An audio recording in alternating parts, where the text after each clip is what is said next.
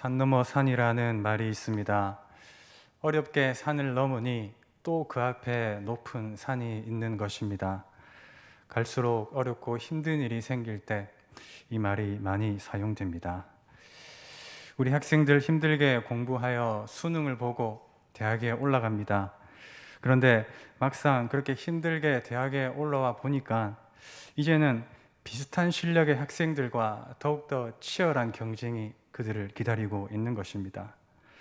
그리고 힘들게 취업 준비를 해서 기다리고 기다리던 취업에 성공하여 드디어 직장에 들어갔는데 막상 직장에 들어가 보니까 할 일은 너무나 많고 또 시간은 없고, 그리고 상사와도 소통이 되지 않아 정말 멘붕에 빠질 것만 같습니다. 바로 이런 경우가 산 넘어 산인 경우인 것 같습니다. 그런데 바로 이 경우가 또 오늘 시편의 내용인 것 같습니다. 이 시편 85편은 이스라엘이 하나님 앞에 범죄하여 바벨론의 포로로 끌려가서 70년 동안 나라를 잃은 백성이 되었다가 하나님의 은혜로 다시 용서받고는 예루살렘으로 돌아와 하나님께 올려드린 기도입니다. 1절을 읽어보면 여호와여, 주께서 주의 땅에 은혜를 베푸사 야곱의 포로된 자들이 돌아오게 하셨으며, 이렇게 여호와 하나님께서 은혜를 베풀어 주셔서 바벨론에서 포로된 이스라엘 백성들이 70년 만에 돌아오게 되었습니다. 그런데 포로에서 돌아온 그들을 기다리고 있는 삶의 현실은 무엇이었을까요? 바로 황폐한 땅, 또 무너져가는 성벽, 그리고 느헤미야 말씀을 읽어보면 여기에 산발락과 도비아와 같은 일당들이 성벽을 재건하지 못하도록 그들을 힘들게 하는, 그들을 방해하는 많은 세력들이 가득한 환경이었습니다. 이스라엘 백성들의 마음은 어떠하였을까요? 그런데 먼저 그들이 왜 이렇게 되었는지 생각해 보아야 합니다. 그들이 이렇게 된 이유, 야곱의 포로된 자, 곧 이스라엘의 백성들이 포로가 된 이유는 무엇 때문입니까? 바로 그들의 죄악 때문입니다. 그리고 3절 보면 주의 진노라는 말씀처럼 하나님께서 분노하시고 화를 내시는 일은 왜 일어났습니까? 바로 그들의 커다란 죄와 또 불순종 때문입니다. 하지만 그럼에도 우리 주님은 그 모든 추악하고 또 더러운 큰 죄를 용서하시고 은혜 베풀어 주셔서 야곱의 포로된 자로 돌아오게 하셨으며 주의 진노를 돌이키셨습니다. 주님이 은혜를 베풀어 주셔서 용서하시고 또 그들을 돌아오게 하셨습니다. 회개하는 주의 백성의 죄악을 사하시고 그들의 죄를 덮어 주셨습니다. 우리 주님이 바로 그러한 분이십니다. 이 시편 85편은 힘든 포로 생활에서 귀환한 이스라엘 백성들의 그 아픔을 담은 시편입니다. 그 안에 백성들의 애환이 가득 담겨 있습니다. 그러나 그 가운데 또 하나님의 은혜와 구원이 있었고 또 감사와 소망이 있습니다. 시인이 소망 가운데 바라보는 하나님은 어떠한 하나님인지, 하나님을 어떻게 시인이 노래하고 있는지 오늘 우리가 그 하나님을 기억하며 하나님을 함께 노래하고 또 기도하기 원합니다. 오늘 본문 이 시편은 크게 세 부분으로 구성되어 있습니다. 1절에서 3절, 4절에서 7절, 8절에서 13절, 이 세 부분으로 나누어져 1절부터는 과거에 구원하신 하나님을 기억하고 또 4절부터는 현재 하나님의 구원을 간구하고 있으며 8절부터 마지막 절까지는 미래에 구원하실 하나님을 생각하는 것으로 나와 있습니다. 그래서 먼저 1절부터 3절은 구원하신 하나님께 감사를 드리고 있습니다. 주님께서 주님의 땅에 은혜를 베풀어 주셔서 포로된 야곱의 자손을 돌아오게 하셨습니다. 주님께서 백성들이 지은 죄악을 용서해 주시며 그 모든 죄를 덮어 주셨습니다. 주님의 노여움을 모두 거두어 주시며 모든 진노를 거두어 주시고 돌이켜 주셨습니다. 이렇게 시인은 자신들을 구원하여 주신 구원의 하나님께 감사의 기도를 드립니다. 그런데 이상한 게 4절부터는 갑자기 분위기가 바뀌어 버립니다.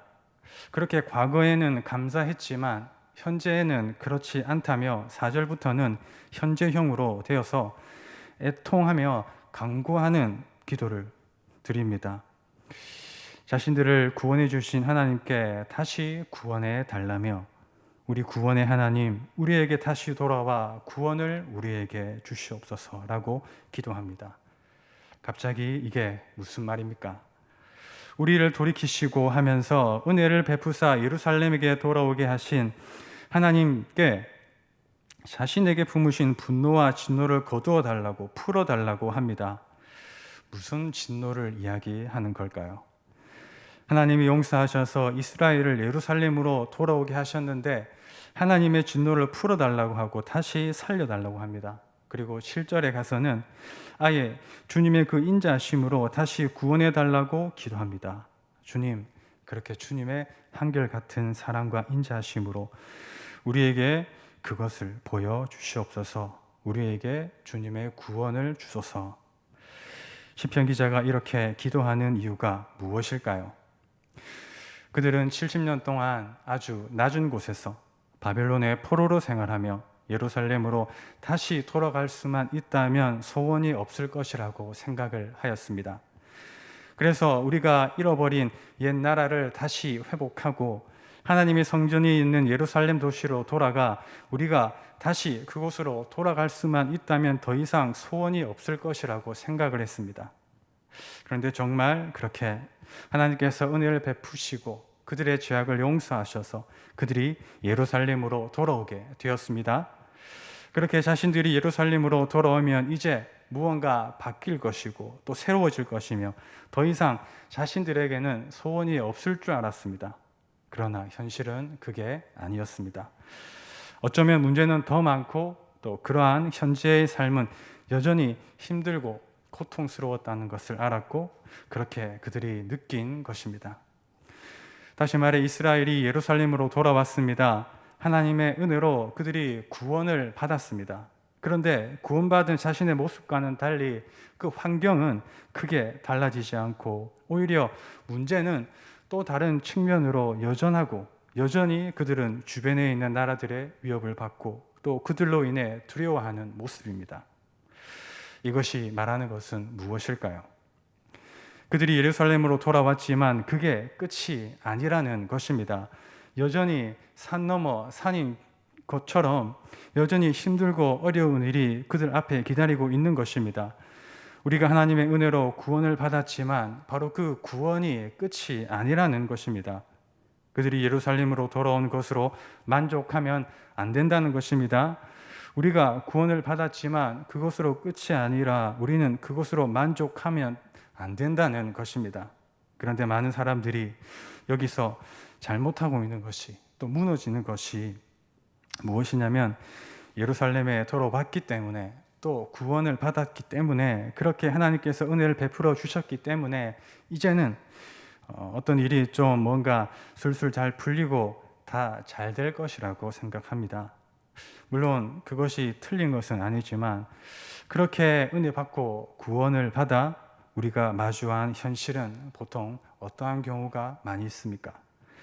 삶은 여전히 그대로입니다. 바뀐 것 없이 어쩌면 여전히 힘들고 또 어렵습니다. 다시 말해 나는 바뀌었지만 내 환경과 현실에는 하나님이 함께 하신다는 증거가 없는 것 같습니다. 하나님께서 나에게 역사하셨지만 나의 상황과 환경에는 역사하시지 않은 것 같습니다. 여기서 그들이 잘못 알고 있는 것은 무엇일까요? 내가 구원받아 내 상황과 환경이 바뀌는 것이 아니라 어쩌면 여전히 힘든 상황, 힘든 환경이지만 그 가운데서도 그럼에도 그곳에 하나님께서 함께 하신다는 사실입니다. 하나님께서 함께 하신다는 이 사실이 바로 은혜요, 바로 그것이 하나님의 축복인 것입니다.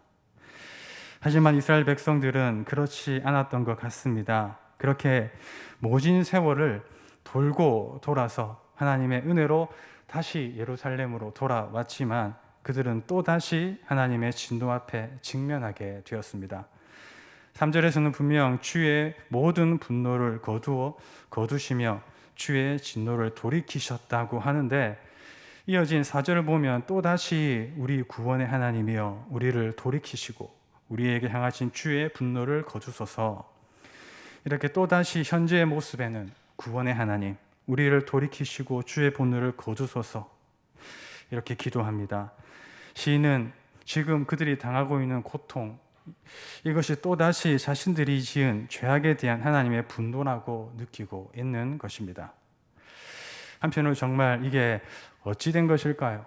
왜 그렇게 같은 잘못을 반복하고 이들이 또 반복하는지, 그렇게 나라가 망하고 또 이방의 포로까지 끌려가 놓고는 그러면 좀 정신을 차리고 좀 달라져야 하는데 왜 또다시 죄를 저지르는 것인지, 학개 선지자는 포로에서 돌아온 이스라엘이 다시 하나님께 죄를 범하여 그 땅에 큰 가뭄이 임했다고 말하였습니다.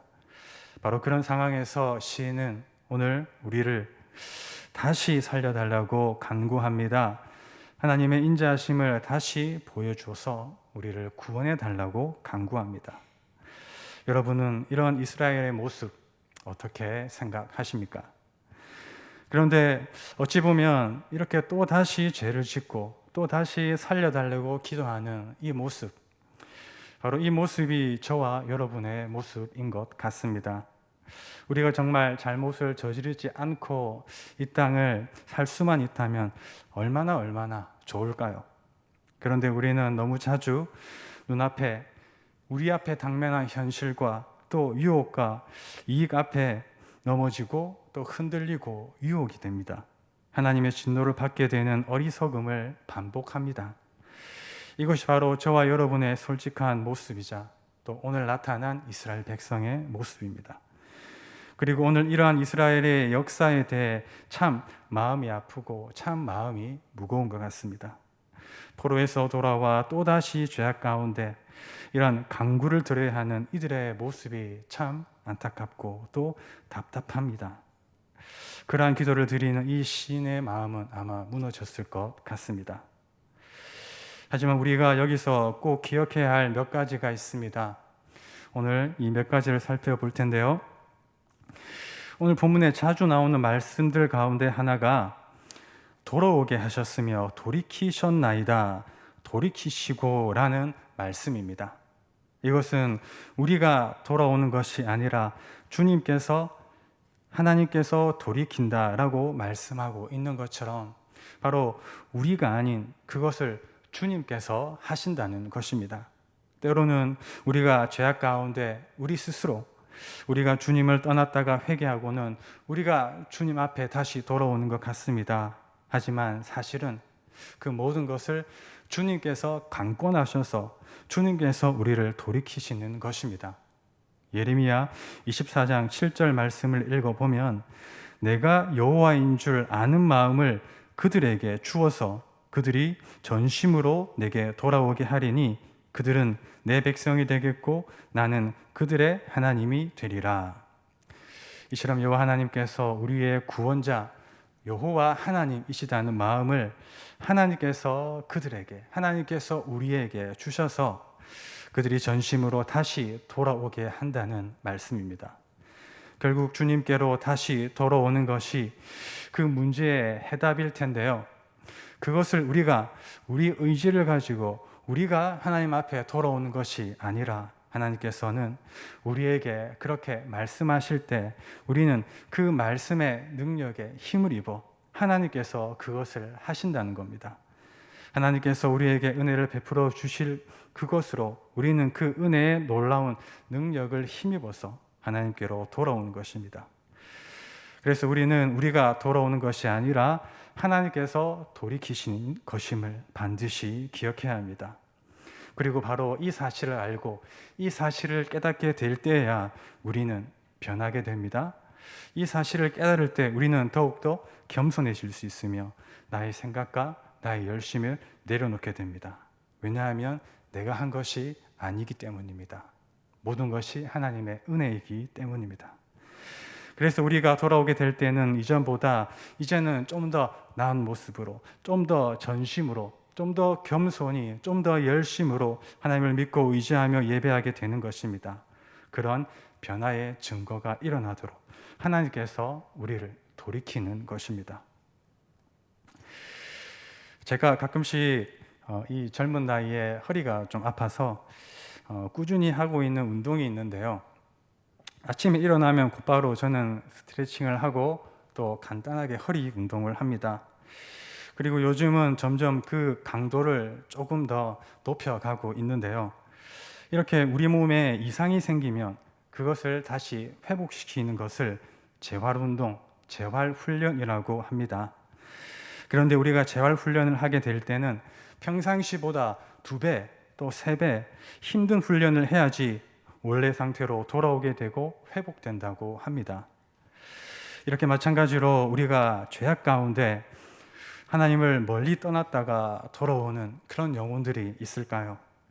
그냥 가만히 있으면 언젠가 그들이 돌아오겠지, 하나님께서 자연스럽게 돌아오게 하시겠지라고 생각하면 안 되는 것입니다.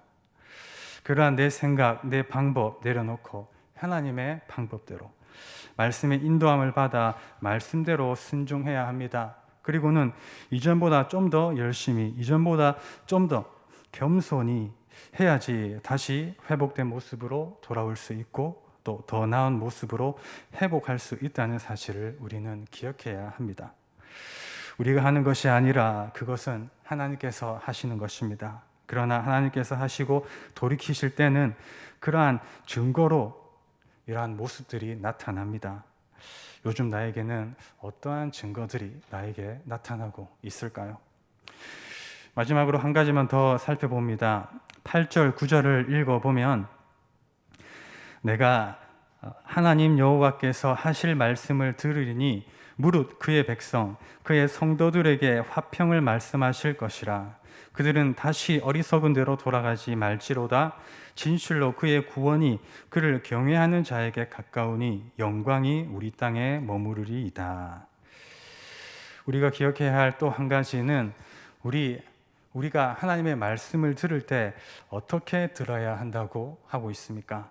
고라 자손인 이 시인은 하나님께서 기도에 응답해 주실 것을 확신하면서 이 확신 가운데 하나님께서 하실 말씀을 듣겠다고 말합니다. 이것은 우선순위가 하나님의 말씀이다며 그것을 확신하는 것인데요. 그러면서 하나님께서는 자기 백성에게 화평을 말씀하실 것이라고 합니다. 화평이 무엇입니까? 우리가 잘 아는 샬롬입니다. 하나님의 축복이자 하나님께서 주시는 평화입니다. 행복이자 건강이자 안전 같은 것들입니다. 그러나 그 화평은 다시 어리석은 대로 돌아가지 말지로다 라고 하면서 어리석은 대로 돌아가지 않는 구원이 어떻게 해요?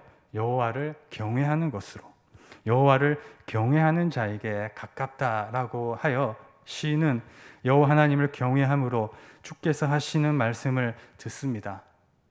네, 그렇습니다. 우리는 여호와 하나님을 경외하며 그 경외함으로 하나님의 말씀을 들어야 하는 것입니다. 그렇지 않으면 다시 어리석은 대로 돌아갈 수 있습니다.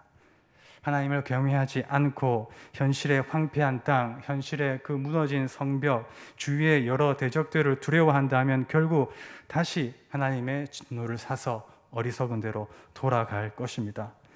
이스라엘 백성들은 그 힘든 현실 앞에, 그 현실의 그 많은 요구들 앞에 무엇이 우선순위인지, 무엇을 두려워하고 경외해야 할지 생각해야 했습니다.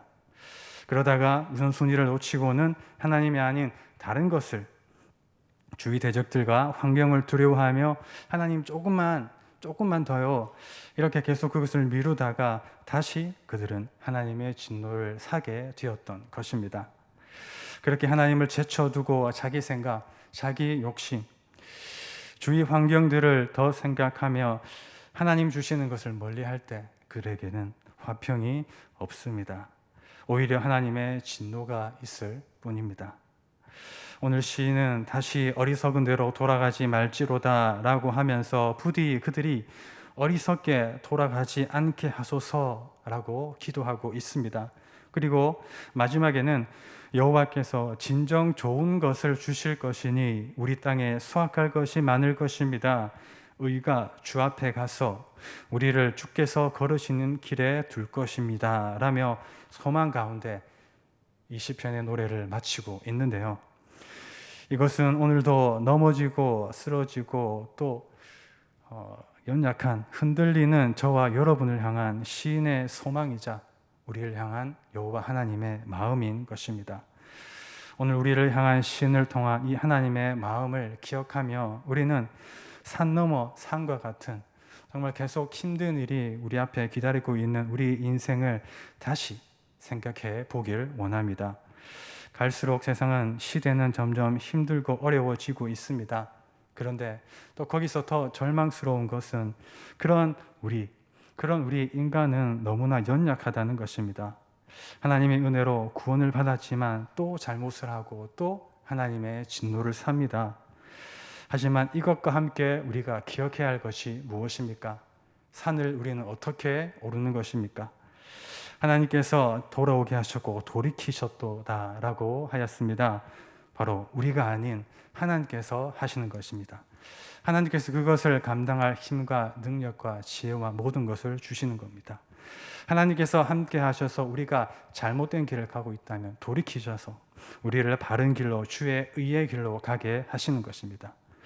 이 말씀을 붙들고 환경과 대적들에 순응하며 살아가는 것이 아닌 우리는 이제 다시금 여호와 하나님을 경외하며 하나님께 순종하며 살아가야 할 것입니다.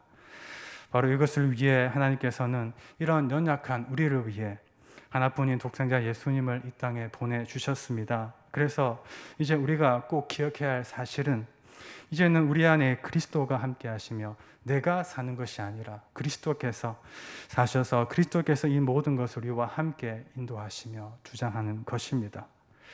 바로 그 그리스도를 통한 하나님의 사랑이 오늘 우리와 함께 하여서 우리에게 주의 의의 길을 가게 하십니다. 오늘 하나님의 그 사랑 앞에 하나님의 그 은혜 앞에 다시금 우리의 생각과 욕심과 어리석음을 내려놓기 원합니다. 그렇게 우리를 돌이키기 원하시는 하나님 앞에 우리가 이 말씀 앞에 믿음으로 반응하여서 하나님이 기뻐하시는 모습으로 살아가는 우리 모든 성도님들 되시길 간절히 소망합니다. 기도하겠습니다.